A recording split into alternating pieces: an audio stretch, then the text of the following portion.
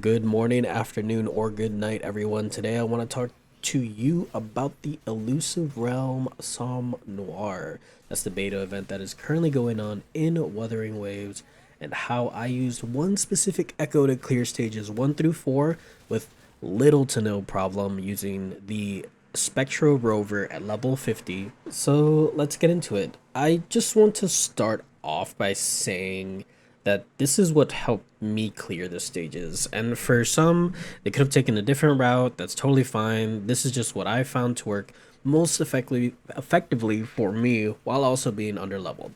So, quick disclaimer, this is my opinion, take it as you will. To add to that, I was using Spectro Rover, as I said before, for all my stage clears thus far. Other resonators I can't really speak towards, so take it as you will.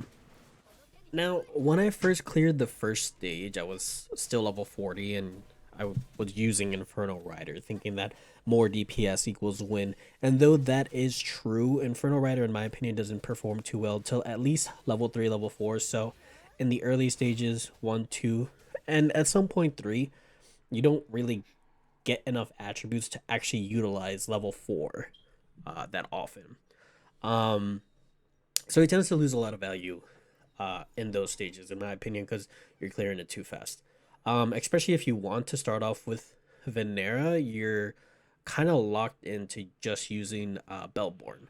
Um, Inferno Rider does require frost attributes, but you're going to want to start off with characters like, you know, Danjin or Mortefi if you do decide to go down the Inferno Rider route.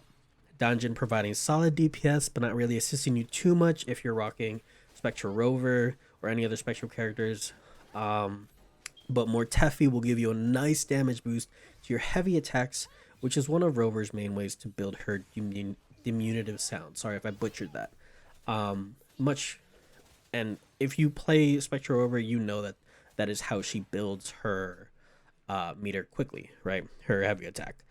While these two give very nice burst DPS, I personally ran just Venera for the rest of my stage clears up until stage 4, where the DPS check got a little bit tighter, meaning the ideal method to go through these stages with Inferno Rider, in my opinion, would be to get early on Mortefi, then later on go for Venera when she becomes available, since Inferno Rider, like I said, does require 5 frost attributes to get to level 3, and then, if I remember correctly, 12 frost attributes to get to level 4, on top of the, what is it, 32 or 28 fusion attributes for level 4, and then 18 for level 3. Just a food for thought. Now, that is how I would do it if you were going to go with Inferno Rider. And then you really want to focus on, fusion damage or fusion attributes giving you a lot of damage, just flat attack damage, stuff like that. And then making sure that once you're done with level 3 and level 4, you want to try and build towards having, echo skill cooldown, stuff like that. And most of those are going to come from your electro attributes, right? Now, let's get to the reason you clicked on this video.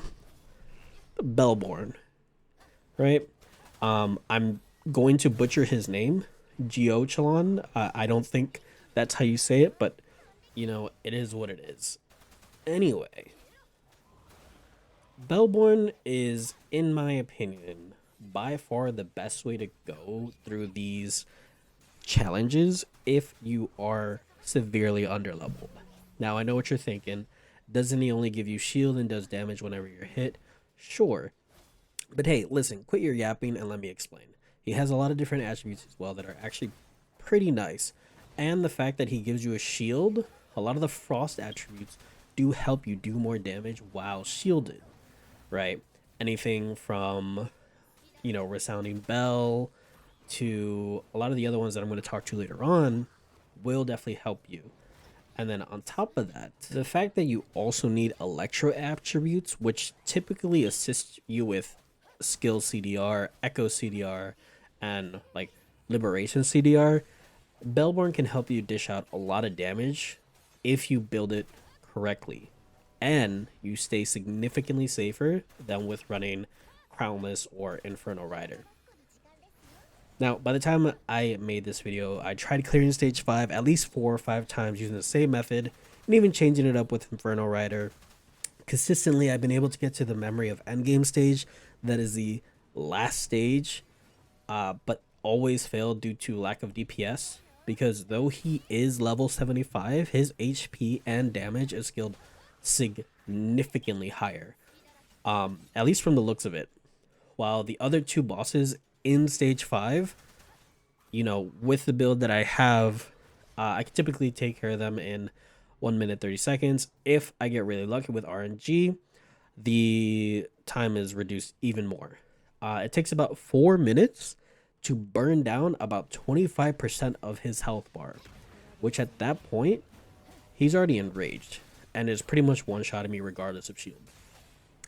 So it's really important to, at least for me, to try and find either a better way of dealing with this, like to do more damage, or I'm just gonna have to like suck it up and then get to like level 60 just to at least make the DPS requirement on Spectro Rover.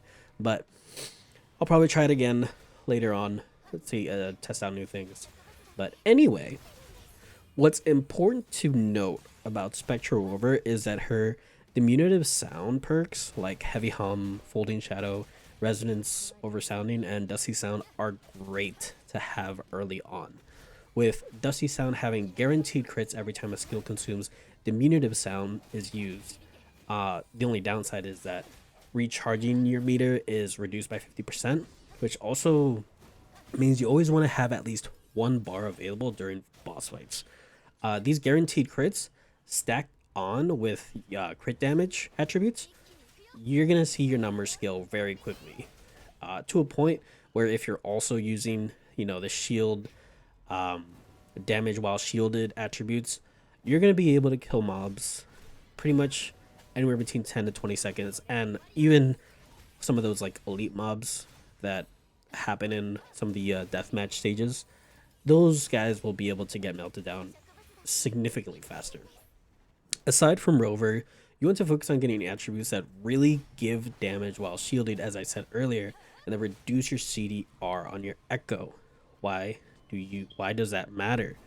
Because the more times you can have Bell-borne active, the more overall DPS you're going to be doing, right? That makes sense. As I mentioned above, as I mentioned earlier, that would be your electro cards, that you will need to help you level up Bell-borne to level 3 and level 4. And a lot of his skills at level 3 and level 4, you can start doing frozen, you can start freezing enemies, stuff like that. It's all really good. Key items that you should look for when you are building your character, or at least Bell-borne, is things like Heart of Glacio, Dangerous Data, Resounding Bell, Thermal Conduction Parts, and many others that you should be looking out for when you're looking into building for the final stages. And I will reiterate that final stages, you want to focus on your end game build rather than early on, right? The best the best resonator to pair up with this would obviously be Venera, and then to either deal more DPS, you can run Dungeon, or you can also run more Tefi, assuming you go that route. So with that, if you want to have a go at the Somnoire event, I highly recommend it. Even if you are under level, that's totally fine. It's a lot of fun if you like, you know, having a challenge and building towards a stronger character and just getting to hit stuff in general. The shop that is also there has a lot of rewards. You can get a 5-star Echo once you complete level 4, and plenty of character Echo, you know, weapon XP, and as well as tuners as well. I believe they're premium tuners, and a lot of the first clear bonuses are also very good. So yeah, if you ever have time, once you're done grinding out the rest of the game, I did it before I even finished the story, just because I wanted to try it out. Yeah, go ahead and go for it. Anyways, thanks for watching, and I'll see y'all in the next one. Bye.